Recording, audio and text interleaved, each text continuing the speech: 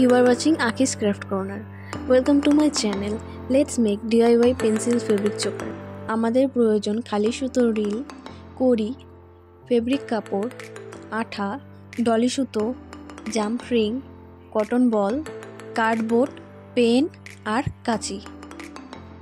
প্রথমেই আমি রিলটার মধ্যে কিছুটা আঠা লাগিয়ে সেটার মধ্যে কাপড়টা পেঁচিয়ে নেব। আঠা লাগানোর সময় তোমরা খেয়াল রাখবে কোন কোন জায়গাগুলোতে ঠিকমতো আঠা লাগিয়ে কাপড়টা পেঁচাতে হবে। তোমরা দেখতেই পাচ্ছ পুরো রিলটার মধ্যে আমি আঠা লাগিয়ে কাপড়টা পেঁচিয়ে নিচ্ছি।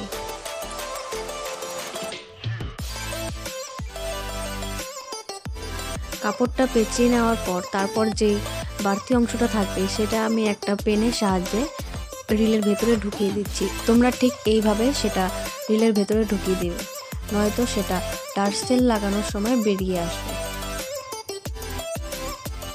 তারপর আমি আরেকটা সাইডও সেভাবে করে নিয়েছি। এখন আমি এটার মধ্যে টার্সেলটা ঢুকিয়ে নেব। তোমরা যদি টার্সেল মেকিং ভিডিও চাও তাহলে আমাকে অবশ্যই কমেন্ট করে জানিও, সেটার উপর আমি একটা ভিডিও তোমাদের জন্য পোস্ট করে দেব। তো আমি টার্সেলটার মধ্যে একটা কটন বল ঢুকিয়ে নিচ্ছি। তারপর আমি ওই সুতোর রিলটার মধ্যে টার্সেলটা ঢুকিয়ে নিচ্ছি। দেখো আমি যেভাবে কাপড়টা ওটার মধ্যে ঢুকিয়েছি ঠিক সেইভাবে তোমরা ঢোকাবে, তাহলে কিন্তু এই টার্সেলটা খুব সহজভাবেই এই সুতোর রিলের মধ্যে ঢুকে যাবে। তারপর আমি আরেকটা কটন বল ঢুকিয়ে নিচ্ছি। তোমরা যারা আমার চ্যানেলে নতুন, এখনও চ্যানেলটিকে সাবস্ক্রাইব করোনি, প্লিজ চ্যানেলটিকে সাবস্ক্রাইব করে দাও, যাতে নতুন ভিডিও আমি পোস্ট করলেই তোমাদের কাছে নোটিফিকেশন চলে যায়। আর বেল আইকনটা কিন্তু অবশ্যই প্রেস করবে।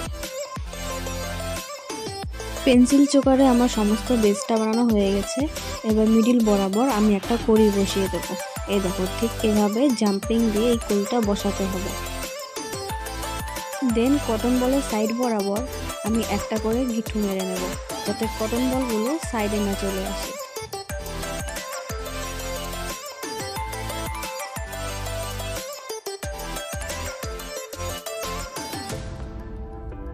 আমাদের চোকার বানানো একদম কমপ্লিট।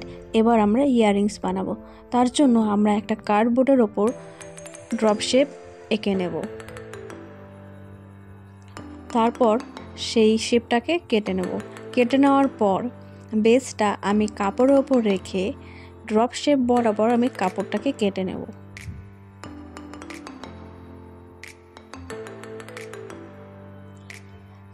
কাপড়টা কাটা হয়ে গেলে তার ধার বরাবর আমি একটু কেটে নেব, তাহলে আঠা দিয়ে আমার বেসটার উপর এটার কাপড়টা লাগাতে সুবিধা হবে।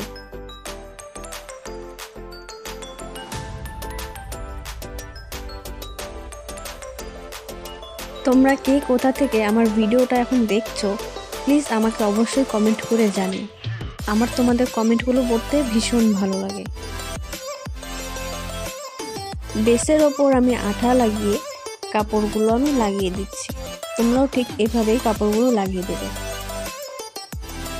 আমার একটা ইয়াররিং বানানো কমপ্লিট, এখন আরেকটা বানিয়ে নেব। এই দেখো আমার দুটো ইয়াররিং বানানো হয়ে গেছে।